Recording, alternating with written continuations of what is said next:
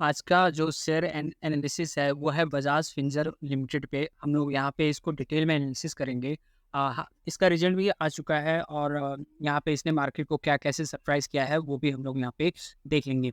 तो अगर हम लोग यहाँ पे ध्यान से देखें तो फिर इसका रिजल्ट जो आया है वो आया है आपका फ्राइडे 26 अप्रैल 24 को आ चुका है। ठीक है, मार्च 24 क्वार्टर का ये रिजल्ट आया था और इसने मार्केट को पॉजिटिवली सरप्राइज किया है। तो पॉजिटिवली सरप्राइज कैसे? अर्निंग में इसने 5.10% का पॉजिटिव सरप्राइज़ किया है और रेवेन्यू में इसने 34.84% का पॉजिटिव सरप्राइज़ इसने किया है। और अगर हम लोग यहाँ पे इसका न्यूज़ कुछ देखें, तो न्यूज़ में कल की बात है, बता रहा है कि मनी कंट्रोल ने बताया कि by Bajaj Finserv target of rupees 1880। ठीक है, केआर चौकसी का ये यहाँ पे बाय रिकमेंडेशन है।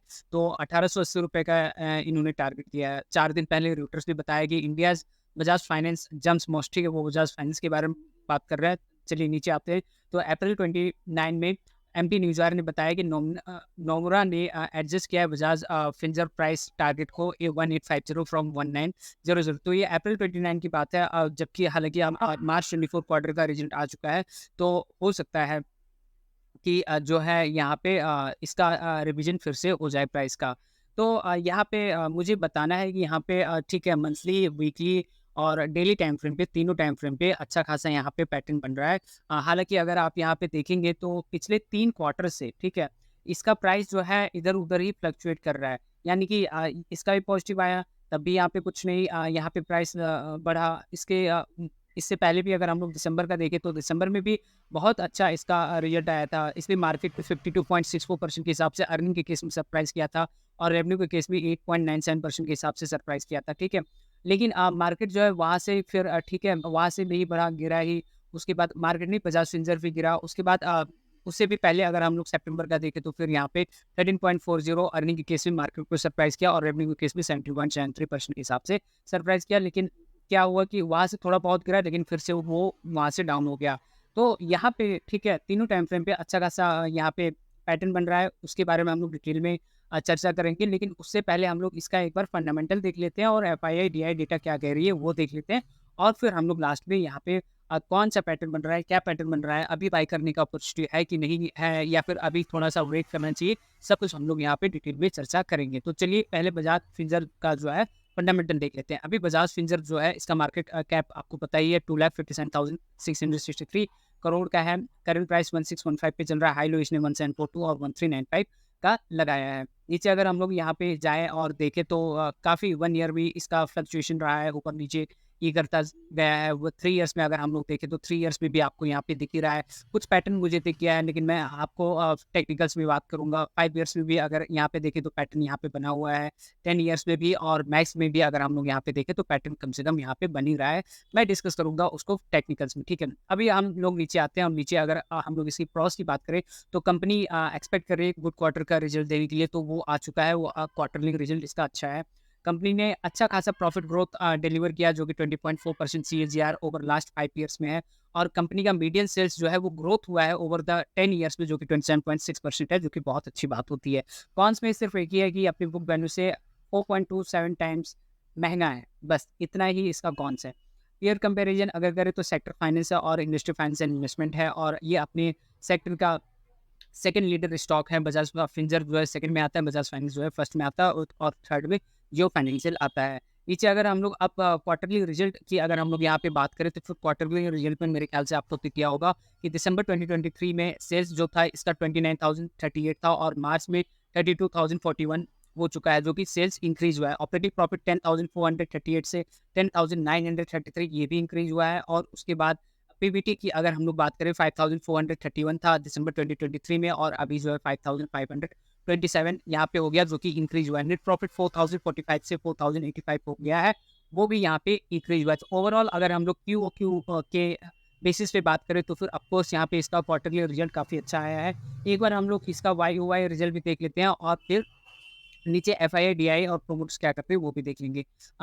वाई-ओ-वाई बेसिस पे अगर मार्च 23 का अगर हम लोग यहाँ पे सेल्स इसका देखें तो 23,625 था, और अभी मार्च 2024 में 32,041 हो गया है, जो कि इंक्रीज हुआ है। ऑपरेटिंग प्रॉफिट 8154 से लेकर 10,933 हो गया, इंक्रीज हुआ है। In the same way PBT जो है 4540 से ये 5527 हो गया। नेट प्रॉफिट जो है आपका 3335 से 4085 हो गया, यानी हर एक केस में ये इंक्रीज हुआ है। यानी कि हम लोग कह सकते हैं इसका फाइनेंशियल रिजल्ट काफ़ी अच्छा है, काफ़ी बेहतरीन है, और इसका वाई वाई बेसिस पे भी बहुत अच्छा है, और क्यू क्यू बेसिस पे भी इसका बहुत अच्छा है। यानी कि ये फंडामेंटली स्ट्रॉन्ग स्टॉक है, ऐसा कहा जा सकता है। नीचे अगर हम लोग यहाँ पे प्रोमोटर्स को देखें, एफआईआई को देखें, तो फिर वहाँ पे क्या पता चलता है, चलिए एक बार देख लेते हैं। तो प्रोमोटर्स जो है यहाँ पे दिसंबर 2023 में 60.69 ही थे, और अभी मार्च में भी उनका सेम है, ठीक है, घटा नहीं है, इंक्रीज सेम है, ठीक है। एफआईआई जो है 7.91% से 8.42% हो गए हैं, ठीक है। ये ऑलमोस्ट 0.5% से ऊपर इन लोगों ने स्टेक अपना बढ़ाया है, और डीआई ने 7.48 से 7.33 इन्होंने घटाया है। पब्लिक में 23.70 से 23.38 घटा है, अदर्स में 0.1 से 0.18 ये भी घटा है। तो अगर हम लोग एफआईआई, डीआईए और प्रोमोटर्स डेटा देखें, तो फिर वो भी अपने को पॉजिटिव ही यहाँ पे दिखता है। तो ये हम लोगों ने बात कर ली फंडामेंटल और एफआईआई, डीआईए डेटा क्या कर रहे हैं उसके बारे में बात करी। अब हम लोग चलते हैं टेक्निकल पे, और वहाँ पे टेक्निकल पे जो मैं आपसे बात कर रहा था कि यहाँ पे पैटर्न क्या कैसे बन रहे हैं, उसके बारे में हम लोग यहाँ पे डिस्कस करेंगे। सबसे पहले हम लोग मंथली टाइम फ्रेम पे चलते हैं, और मंथली टाइम फ्रेम पे देखते हैं कि वहाँ पे क्या कुछ हो रहा है। तो मंथली टाइम फ्रेम पे अगर हम लोग जाएँ, और वहाँ पे अगर आप यहाँ पे ध्यान से देखें, तो फिर यहाँ पे एक आप कह सकते हैं ट्रायंगल पैटर्न भी बन रहा है, पेनिन पैटर्न भी बन रहा है, आप इसको जो भी नाम दें, ठीक है। तो पैटर्न कौन सा बन रहा है मैं आपको यहाँ पे दिखा देता हूँ। तो यहाँ पे अगर ध्यान दीजिए, तो फिर यहाँ पे एक हिसाब से ये एक ट्रेंड लाइन हो गया, ठीक है। ऊपर से ट्रेंड लाइन हम लोगों ने खींचा, और नीचे से भी अगर एक और हम लोग यहाँ पे ट्रेंड लाइन खींचे, तो फिर अपने को क्या दिखता है। तो देखिए यहाँ पे एक हिसाब से फ्लैग पैटर्न भी यहाँ पे दिखा, ठीक है।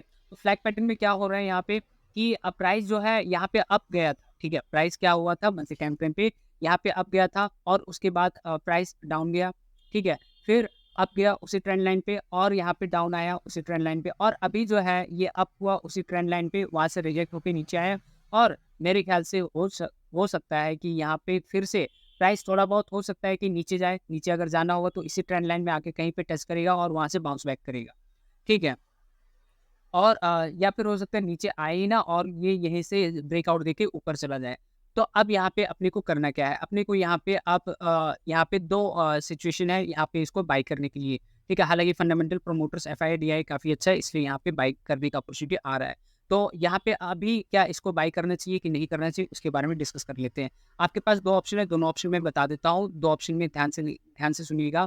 अगर मान लीजिए मंथली टाइम फ्रेम पे जो है इसका प्राइस जो है कहीं पे आके यहाँ कहीं इस ट्रेंड लाइन में, ठीक है। ये जो ट्रेंड लाइन है, इस ट्रेंड लाइन में आके कहीं पे आके सपोर्ट लेता है, तो फिर और वहाँ पे ग्रीन कैंडल वहाँ पे शो होता है, या फिर कोई रिजेक्शन कैंडल शो होता है, ठीक है, बुलिश कैंडल कोई शो होता है, तो फिर वहाँ से आप जो है यहाँ पे ले सकते हैं। मान लीजिए कि यहाँ यहाँ आया प्राइस, और यहाँ आके जो है एक हैमर कैंडल बना दिया, या फिर एक बुलिश कैंडल बना दिया, तो फिर वहाँ से अच्छा खासा बाइंग अपॉर्चुनिटी आ सकता है। अब यहाँ पे अपना टारगेट क्या होना चाहिए, और फिर स्टॉप लॉस क्या होना चाहिए, वो भी हम लोग यहाँ पे बात कर लेंगे। तो इस सिचुएशन में आपका टारगेट जो होना चाहिए, जो पहला टारगेट है वो मेरे ख्याल से आपका जो होना चाहिए, वो होना चाहिए आपका कम से कम 1830 के आसपास आपका पहला टारगेट होना चाहिए, ठीक है। कम से कम 1830 के आसपास आपका ये पहला टारगेट होना चाहिए। उसके बाद जो है आप कोई भी मूविंग एवरेज 10 ईएमए पकड़ लीजिए, 21 ईएमए पकड़ लीजिए, उसको राइट कर सकते हैं, ठीक है। ये बात हम लोगों ने पहला बाइंग अपॉर्चुनिटी का बताया। अब हम लोग यहाँ पे चलते हैं कि दूसरा बाइंग अपॉर्चुनिटी यहाँ पे कहाँ बनेगा। तो दूसरा बाइंग अपॉर्चुनिटी क्या है, अब मान लीजिए कि क्या हुआ कि प्राइस जो है यहाँ से फ्लक्चुएट होके यहाँ पे आया, ठीक है, यहाँ पे बाउंस करके फिर ऊपर गया, ठीक है, फिर ऊपर से नीचे आया, ठीक है, मतलब कि ये ऊपर जा ही नहीं रहा है, मतलब ऐसे कंसोलिडेट हो रहा है। लेकिन जब इस ट्रेंड लाइन के ऊपर मंथली टाइम फ्रेम पे जब क्लोज कर दे, इस ट्रेंड लाइन के ऊपर जब मंथली टाइम फ्रेम पे क्लोज कर दे, तो फिर ऑफकोर्स वहाँ पे एक अच्छा खासा बाइंग अपॉर्चुनिटी हो सकता है, ठीक है। मान लीजिए, ठीक है, प्राइस नीचे आया, फिर नीचे से ऊपर गया, और ऊपर जो है यहाँ पे कोई एक बिग क्या है बुलिश कैंडल यहाँ पे बना दिया, ठीक है, यहाँ पे बना दिया, तो फिर यहाँ से अपने को यहाँ पे मंथली टाइम फ्रेम पे बाई करना चाहिए। तो वो अगर बाई करना चाहिए, तो आपका स्टॉप लॉस क्या होना चाहिए।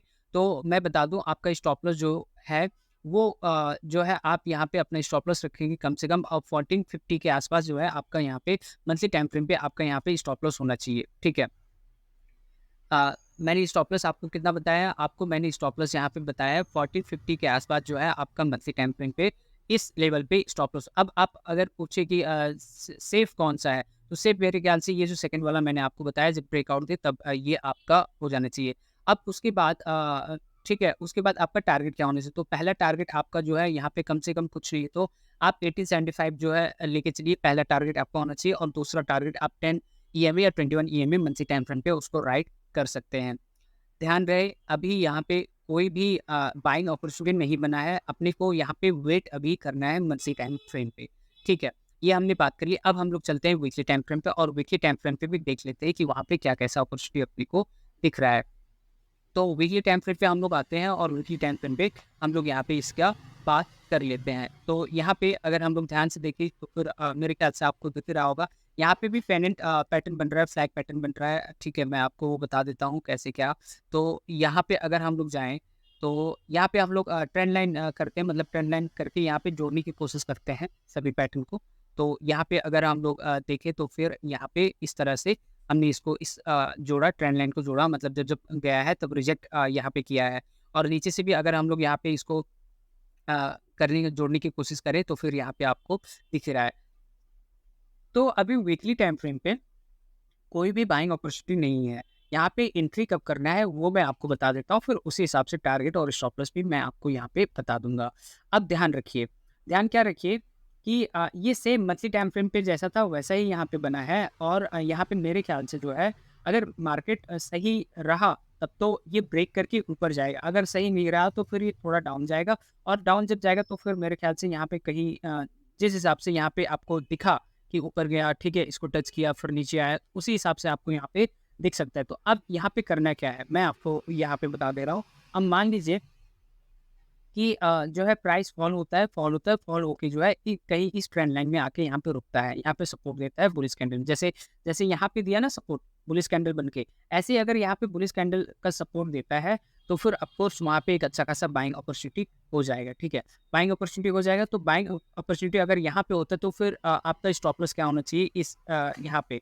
तो आपका स्टॉप लॉस जो है यहाँ पे कम से कम जो है कुछ भी नहीं तो आप क्या रख के चलेंगे यहाँ पे 1381 बोल रहा है, ठीक है? 1381 यहाँ पे अपने को शो कर रहा है, तो 1381 ना रखकर आप 1375 जो है आपका यहाँ पे स्टॉप लॉस होना चाहिए वीकली टाइम फ्रेम पे। और उसके बाद आपका टारगेट यहाँ पे क्या होना चाहिए? तो टारगेट इमीडिएटली अगर आपको प्रॉफिट बुक करना है तो फिर पहला तो 1727 आपका टारगेट बन जाता है। पहला टारगेट क्या? 1727। और अगर वो 1727 आपको बुक नहीं करना है तो फिर यहाँ पे आप 10 ईएमए या 21 ईएमए वीकली टाइम फ्रेम पे लगा के चल सकते हैं, ठीक है? तो ये हम लोगों ने बात की वीकली टाइम फ्रेम पे। अगर यहाँ पे आके बनता है तो हाँ, एक बात ध्यान रहे कि हो सकता है ये बनने में टाइम लगा दे और तब तक हो सकता है दूसरा क्वार्टरली रिजल्ट आ जाए। तो अगर वो क्वार्टरली रिजल्ट आता है तो फिर वहाँ पे अपने को फंडामेंटल उसका देखना पड़ेगा, ठीक है? फंडामेंटल कैसा है वो देखना पड़ेगा। अब दूसरा क्या है? दूसरा ये है कि यहाँ से आए, ठीक है? यहाँ नीचे आया, ठीक है? यहाँ पे आया, फिर यहाँ से ऊपर गया, ठीक है? फिर ऊपर जाके यहाँ से ब्रेकआउट अगर देता है तो फिर वो एक अच्छा खासा बाइंग अपॉर्चुनिटी वहाँ पे भी हो सकता है। तो अगर ग्रीन कैंडल में ब्रेकआउट देता है तो फिर अपना टारगेट क्या होना चाहिए, स्टॉप लॉस क्या होना चाहिए, मैं आपको यहाँ पे बता देता हूँ। तो आपका जो टारगेट यहाँ पे होना चाहिए तो आप यहाँ पे मान के चलिए टारगेट कितना होना चाहिए। तो टारगेट यहाँ से जितना इसने लो लगाया था और उसके बाद जितना हाई गया था, ठीक है? लो लगा के जितना हाई गया था तो 69% बता रहा है, यानी 70% मान के चलिए कि ये जो ब्रेक करेगा इसका 70% ऊपर जा सकता है, तो 70% जा सकता है। और आपका यहाँ पे स्टॉप लॉस कितना होना चाहिए वो बता देता हूँ। तो स्टॉप लॉस जो है आप तब 1450 जो है आप अपना स्टॉप लॉस लेंगे। यानी कि अगर ये आपका सक्सेस होता है, ठीक है, यहाँ पे ब्रेकआउट होके अगर सक्सेस होता है तो आपका जो रिस्क होगा वो रिस्क आपका 15% होगा, लेकिन जो रिवॉर्ड मिलेगा वो रिवॉर्ड आपका कितना मिल जाएगा? आपका रिवॉर्ड 70% के आसपास मिल जाएगा। अब यहाँ पे बात कर लेते हैं 70% अगर जाएगा तो कहाँ तक जाएगा, ठीक है? 70% अगर जाता है तो फिर कहाँ तक जाएगा? तो 70% जो है आप यहाँ से कैलकुलेट कर सकते हैं। तो 70% यहाँ पे देखते हैं कि कहाँ तक जा सकता है। तो मेरे ख्याल से अभी और अपने को ऊपर जाना पड़ेगा, तो मैं इसको थोड़ा-सा और, ठीक है, डाउन करता हूँ, थोड़ा नीचे लाता हूँ और फिर यहाँ से 70% कहाँ तक जाएगा वो हम लोग यहाँ पे कैलकुलेट करते हैं। तो 70% अगर यहाँ पे इसको जाना है तो 29, 22 बोल रहे हैं, यानी कि 3000 के आसपास ये जा सकता है, ठीक है? ये लॉन्ग थोड़ा टाइम ले सकता है लेकिन जाना तो इसको तय है, ठीक है? ये मान के चलिए। तो आपके 70% अपवर्ड आप यहाँ पे वीकली टाइम फ्रेम पे इस हिसाब से देख सकते हैं। अब हम लोग चलते हैं डेली टाइम फ्रेम पे और डेली टाइम फ्रेम पे भी इसको बात कर लेते हैं। ठीक है? तो डेली टाइम फ्रेम पे भी बात करते हैं इसमें क्या है। तो डेली टाइम फ्रेम पे ऐसे अगर देखा जाए तो फिर ऐसे तो अपने को बहुत ही मतलब चार्ट्स जो है कुछ अच्छा नहीं लग रहा है, इसलिए मैं इसको थोड़ा-सा, ठीक है, मैं इसको ज़ूम करता हूँ और वहाँ पे मैं आपको यहाँ पे बताने की कोशिश करता हूँ कि यहाँ पे एक्चुअल में हो क्या रहा है, ठीक है? तो यहाँ पे देखिए कितना अच्छे से अपने को जो वीकली टाइम फ्रेम पे हम लोगों ने ट्रेंड लाइन इसमें ड्रॉ किया था, उसी हिसाब से यहाँ पे आया है। तो मेरे ख्याल से जो वीकली टाइम फ्रेम पे मैंने आपको बताया है कि आपका क्या कैसे होना चाहिए, उस हिसाब से आप यहाँ पे टारगेट और स्टॉप लॉस लेके चलिए और वो आपको यहाँ पे परेशान नहीं करेगा। लेकिन ध्यान रहे अभी क्या अपने को यहाँ पे कोई बाइंग अपॉर्चुनिटी दिखती है कि नहीं दिखती है? तो नहीं दिखती है अपने को, यहाँ पे कोई भी बाइंग अपॉर्चुनिटी अपने को यहाँ पे नहीं दिख रही है। जब तक यहाँ पे वैसे बाई करने का क्राइटेरिया 2 ही है, ठीक है? एक कम से कम ये ट्रेंड लाइन में आके मीट करे, ठीक है? यहाँ पे कहीं पे ये जो ट्रेंड लाइन बनाया है, यहाँ पे आके कहीं मीट करे। अगर यहाँ पे नहीं मीट कर रहा है, उससे पहले ही ब्रेकआउट दे रहा है, तो फिर ब्रेकआउट जो है अपना जो है वो बन जाएगा। तो यहाँ पे अगर ब्रेकआउट ऐसे करके ऊपर दे देता है, ब्रेकआउट अगर अपने को दे देता है, तो फिर वहाँ पे स्टॉप लॉस और टारगेट जो बताया है, वो आप जो वीकली टाइम फ्रेम पे बताया था, उस हिसाब से आप देख के चल सकते हैं। तो ये था बजाज फिनसर्व का कंप्लीट एनालिसिस। हम लोगों ने यहाँ पे फंडामेंटल भी देखा, एफआईआई, डीआई प्रमोटर्स क्या कर रहे हैं वो भी देखा और उसके बाद यहाँ पे टेक्निकल्स भी देखे हैं। टेक्निकल्स में यहाँ पे चार्ट काफ़ी अच्छा खासा बना है और चार्ट का ब्रेकआउट होने का आप वेट करिए। जब आपको मौका मिले, ठीक है, तब आप यहाँ पे एंट्री करिए, ठीक है? अभी कोई भी जल्दबाजी यहाँ पे करना नहीं है। ध्यान रहे आपको अपना पोर्टफोलियो यहाँ पे डाइवर्सिफाई करके चलना पड़ेगा, अपने रिस्क को मैनेज करके चलना पड़ेगा। किसी के टिप्स कॉल्स का रिकमेंडेशन पे भरोसा आपको कभी भी नहीं करना है, ठीक है? और मार्केट में आपको हमेशा लर्न करते रहना पड़ेगा। जिस हिसाब से मार्केट अभी फॉल हो रहा है उस हिसाब से आपको, ठीक है, ये लर्निंग अपॉर्चुनिटी है, आप मार्केट को अभी सीखिए। तो बस आज के लिए इतना ही। आपने इतना समय दिया उसके लिए थैंक यू वेरी मच।